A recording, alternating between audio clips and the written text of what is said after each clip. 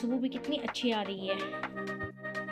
अब मैं इसको एक बाउल में निकालती हूँ और इसको थोड़े से कटे हुए काजू और बादाम से जो हमने डाले थे बीच में, उससे गार्निशिंग कर देती हूँ।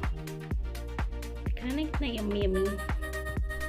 तो फ्रेंड्स, आपके मीठे चावल रेडी है और आप इंजॉय कीजिए अपनी फैमिली के साथ। और जाते जाते वीडियो को लाइक कीजिए, सब्सक्राइब कीजिए। Thank you.